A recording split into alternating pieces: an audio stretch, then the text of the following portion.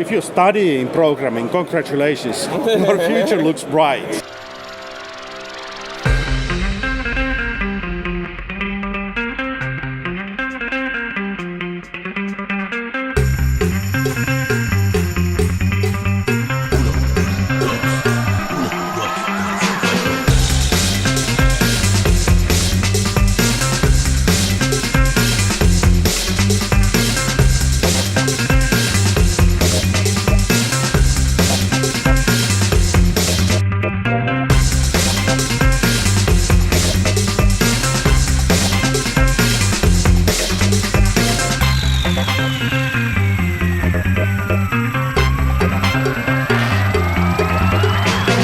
Köszönettel szeretek mindenkit, én Tarnóci Balázs vagyok, ez pedig a Wide Nation Incorporated 5. része, ahol is Nürnbergbe utaztam el az Embedded World 2019 konferenciára cégünk az Inquiry Labs képviseletében. Nürnberg és Hannover között nagyon sok hasonlóság van, nem csak azért, mert a középkor és a reneszánsz alatt mindketten hatalmas kereskedővárossá tudták kinőni magukat, de a második világháború alatt mindkét város elég póruját. Nürnbergnek talán annyiból nehezebb volt a helyzete, hogy náci propaganda központ volt, emiatt a bombázások olyan szinten leradírozták, hogy a háború után megfontolták, hogy máshol húzzák fel újra a várost. A kiállításon az embedded, vagyis a beépülő technológiák legnevesebb képviselői voltak jelen több ezres nagyságrendben, én pedig nem átállottam oda menni hozzájuk feltenni a kérdéseimet. Ha nem tudtak angolul, kapcsoljátok be a feliratokat, jó szórakozást!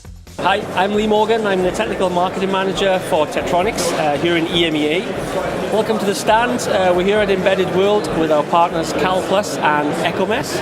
I want to show you some cool, exciting new products. So this is our latest oscilloscope, the 6 Series MSO, and we're utilizing one of our latest probing solutions called the PowerRail probe. So why is this cool and why is this useful? We have here an Asus Tinkerboard, and this is powered by a USB 5V signal, and it has a drop-down converter to 3.3 volts.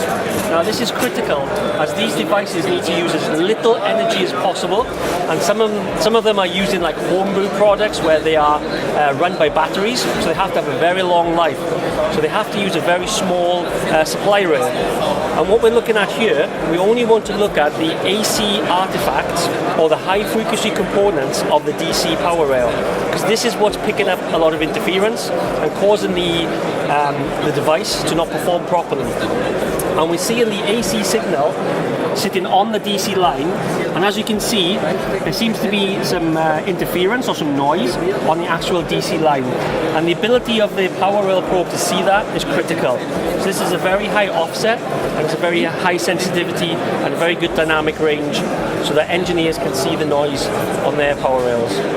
Ahogy láthatjátok, elég szűk réteg tudja hasznosítani az itt kiállított dolgokat, viszont ez is egy kicsit olyan, mint megérteni valamit a világ működéséből, a mindennapi használatos dolgainkból.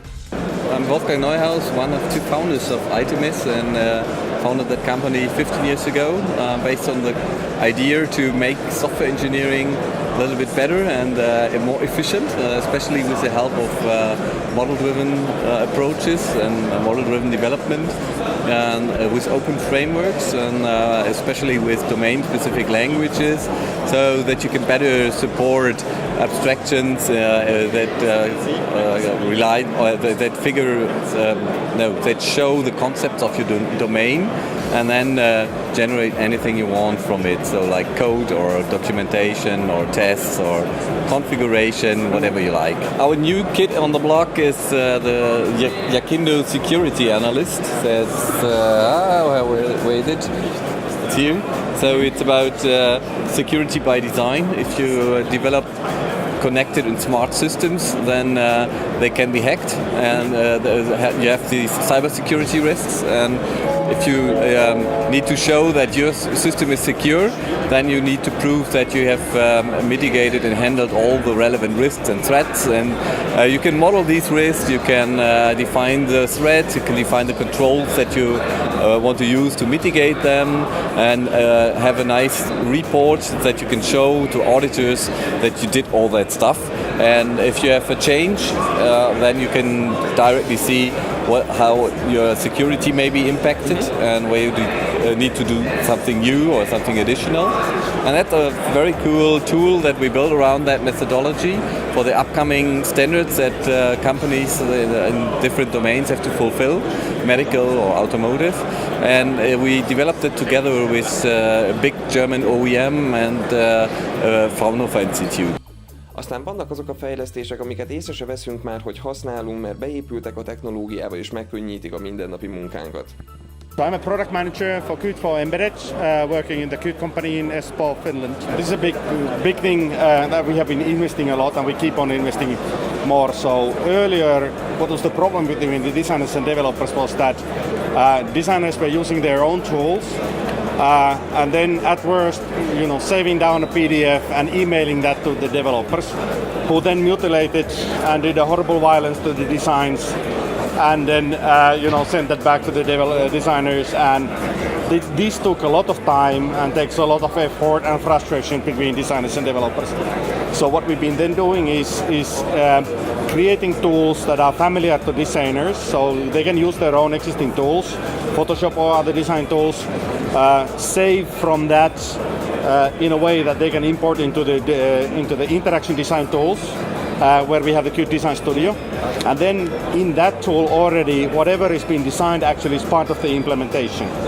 So the designer can see it themselves on a real embedded device. So here we have where designer can deploy directly from the design tools to the embedded device.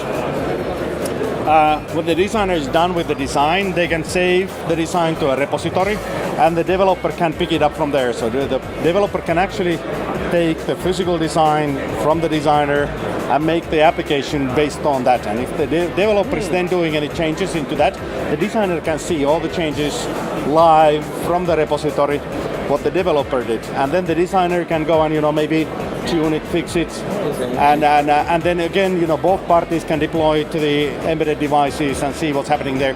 So this is really changing the way the designers and developers are working and collaborating, and it's also scaling because you can have multiple designers. You can have the interaction designers, you can have the graphical designers, the UI visual designers, and so on. So all working together on the same repository and on the same physical implementation. So it's a big evolution on the industry on how designers and developers can work much more efficiently and quicker together. So it speaks the names of the objects and the elements and how you drag and drop and how do you organize the layers. So all that is familiar to the designers. But underneath it's pure Qt. So what comes out of that is the Qt QML code, which is then the actual implementation of the UI. So there we are like taking away those steps of emailing back and forth and trying to understand, what did you mean by saying that there is so kind of animation between these two frames? So because then the developer can say that that's you can't do that, or taking away the kind of links that in the design when you're designing in this kind of a 2D environment. Sometimes you don't realize that you design an interaction which is leading to a dead end. But when you can actually see it on the device, you can actually run the code. You can get away from that kind of stuff. Yeah. We see these companies who have maybe hundreds of years of tradition of building a device or machines or something. They know exactly how to source a button or a slider or a knob or a step engine.